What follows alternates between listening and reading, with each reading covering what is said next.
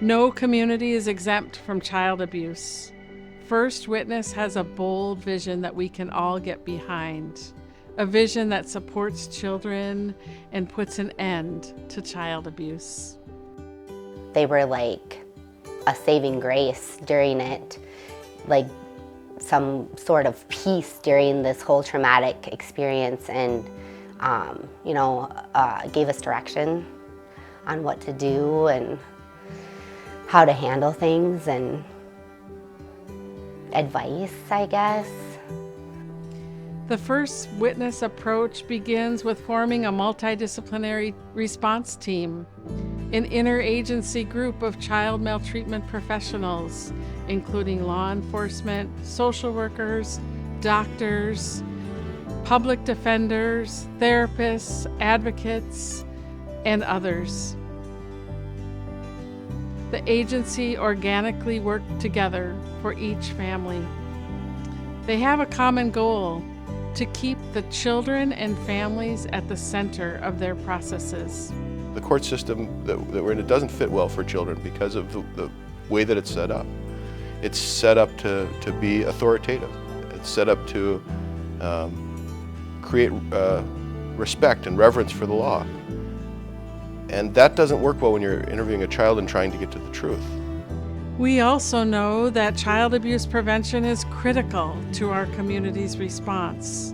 Through our Safe and Strong prevention education in schools and community agencies, we work closely with those who are in contact with children and teens every day. We ensure that they have the tools they need to respond to concerns and to disclosures. We found that it's built a ton of confidence for our AmeriCorps members and our Y staff, because it can be tough to know what exactly constitutes abuse, what constitutes neglect, what are those signs, how do you talk to kids about it if you do suspect it, and the First Witness advocates are there to provide that education, to answer questions, and have really just equipped our staff with the skills that they need to help keep kids safe and keep themselves safe. They approach this work with empathy, compassion, but also understand our roles as educators. And so for me, First Witness takes something off our teachers' plates. Child abuse won't stop when we teach children to say no, walk away, and tell an adult. Child abuse is going to stop when our community has the tools to listen, believe, and respond to children. Disclosures of maltreatment are an act of courage, and that having people who are trained, who are skilled, who use the most up-to-date data and science in forensic interviewing of kids really helps them be able to relate information without having to summon kind of all of that courage to tell multiple people in multiple settings. In 2020, First Witness Board of Directors embarked on a bold journey to find a new home for our Child Advocacy Center. A journey that reflects our desire to be a beacon of hope for children in our community.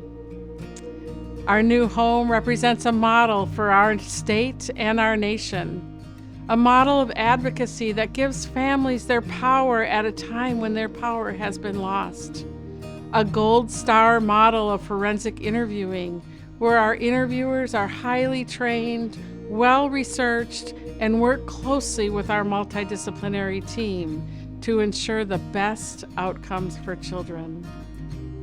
A robust prevention program that reaches over 3,000 children every year, their caregivers, and their teachers. A training center that offers nationally recognized training to child maltreatment professionals, advocates from all over our state and our nation.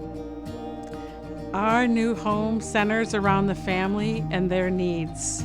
It's a space where children and the non-offending family members can have privacy, can feel protected throughout the process. 2 forensic interview rooms, 1 for ongoing interviews and 1 for emergency interviews. An entire floor dedicated to the work of our multidisciplinary team processes, including monitoring the forensic interviews, working to respond with knowledge and concern for each family.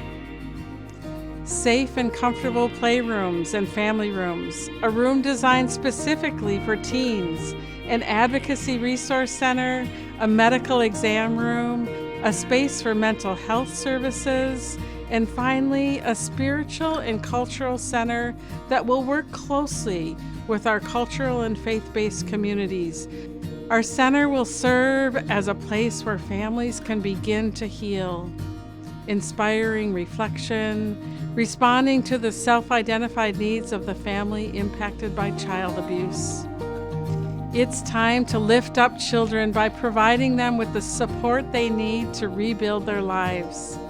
Together as a community, we can achieve our vision of a community that supports children and puts an end to child abuse. We can be that beacon of hope for children of our communities.